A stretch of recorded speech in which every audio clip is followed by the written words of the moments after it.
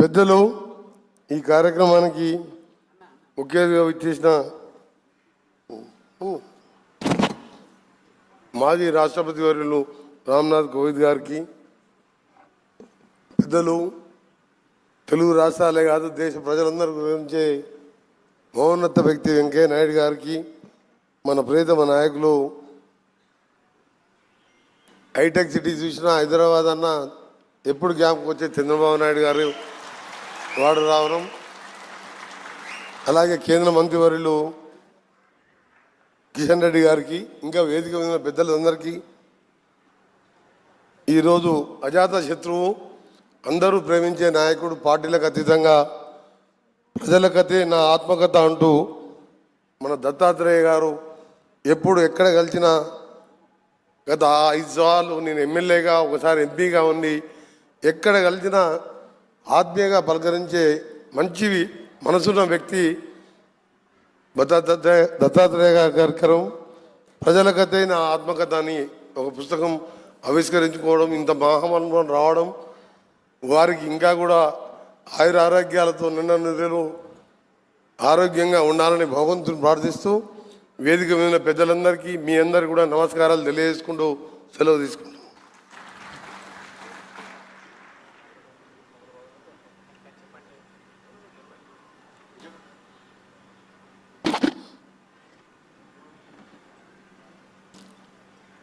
ఈ సభకు విచ్చేసి దత్తాత్రేయ గారి గురించి 2 మంచి మాటలు చెప్పినటువంటి కోమటిరెడ్డి వెంకటరెడ్డి గారికి అనేక ధన్యవాదాలు. మాజీ రాష్ట్రపతి ప్రత్యేకంగా ఈ కార్యక్రమం కోసమే భాగ్యనగరం వచ్చినటువంటి గౌరవనీయులు రామ్నాథ్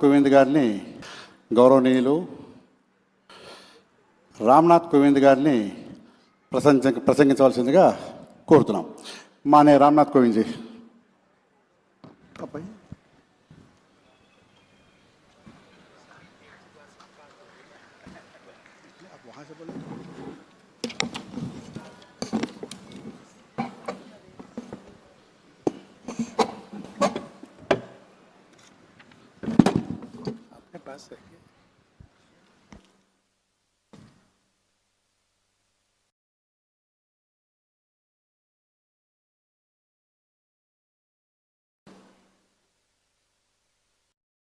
हरियाणा के राज्यपाल आदरणीय श्री बंडारू दत्तात्रेय गारू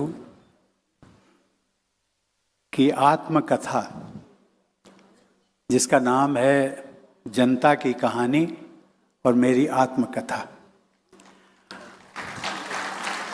आज उसका उद्घाटन करते हुए न केवल मुझे बल्कि मेरे सभी सहयोगियों को और आप सबके उसके साक्षी बने, मुझे बहुत प्रसन्नता हुई. मैं अपने को रोक नहीं पाया. जब बंडारू जी मुझे मिले, उन्होंने कहा कि आपको आना है, तो मैंने कहा कि आपके अनुरोध को मैं ना नहीं कर पाऊंगा, इसलिए कि एक ऐसा व्यक्तित्व जो सार्वजनिक जीवन में कोई न कोई उसका प्रतिद्वंदी होता है. अभी मैं चंद्रबाबू नायडू जी से यही बात करता था. मैंने कहा बंडारू दत्तात्रेय जैसे लोगों को हम कहाँ ढूंढेंगे. सार्वजनिक जीवन में ऐसा कोई आदमी मिलता नहीं है जिसका कोई शत्रु ना हो, प्रतिद्वंदी ना हो. And he is a friend of everybody. मुझे लगता है उनके जीवन में उनकी जो डिक्शनरी है उसमें शायद शत्रु और प्रतिद्वंदी का कोई नाम ही नहीं है.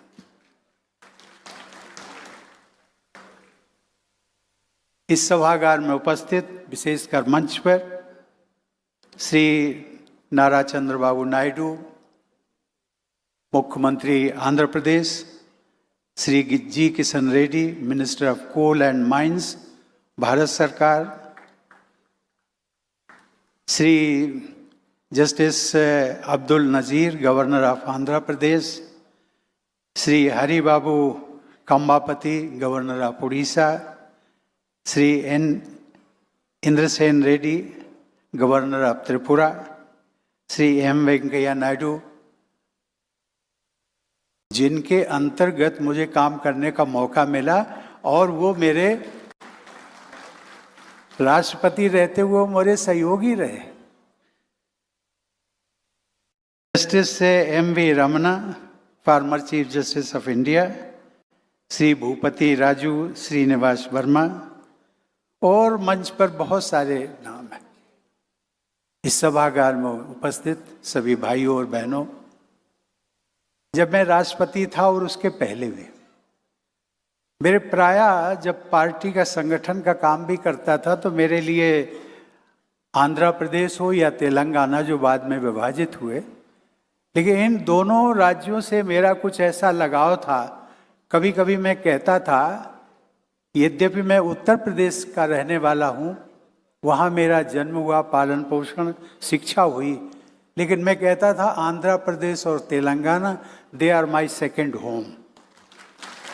और इसलिए कहता था न केवल हैदराबाद तक, न केवल करीमनगर तक या इसकी विजयवाड़ा और आपका वाइजैक तक, इन सभी ऐसे जिलों में मुझे लगता है कई जिलों में मुझे रात्रि निवास करने का अवसर भी मिला।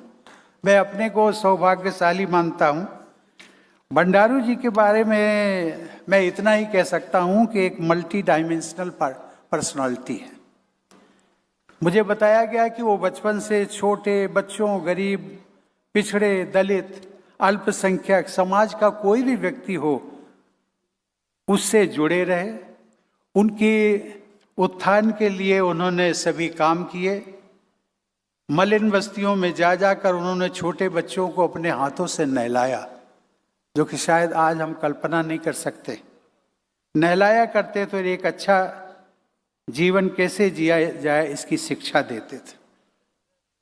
मित्रों, मैंने देखा है कि सार्वजनिक जीवन में तमाम कठिनाइयों का सामना करते हुए जो लोग आगे बढ़ते हैं, ऐसे नेताओं में बंडारू दत्तात्रेय जी उनमें से एक है।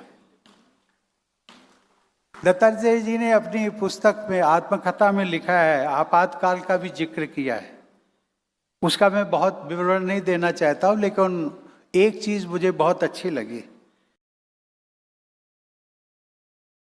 कि कुछ लोग जो थे उनके जेल साथी, मुझे बताया गया कि वो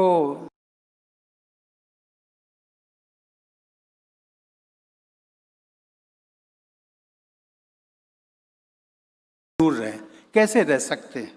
तो उनको बंडारू जी हंसते खेलते भजन गाते हुए और उन्होंने अपने जीवन जेल में काट दिए। और वो कहते थे अपने साथियों को कि वे उदास मत हो, क्योंकि सुबह वाली गाड़ी से चले जाएंगे। एक ये हौसला बढ़ाते थे हर किसी कैदी को, जो उनका सहयोगी था उसको कहते थे सुबह वाली गाड़ी से चले जाएंगे, अर्थात हम लोग we will get released from the jail और यहाँ से हम मूव कर जाएंगे। इस प्रकार की जो उनकी बहुत सारी याददाश्त हैं, ताज़ा तरोज आज हो रही हैं आप लोगों के बीच में, तो उन्होंने काम किया है।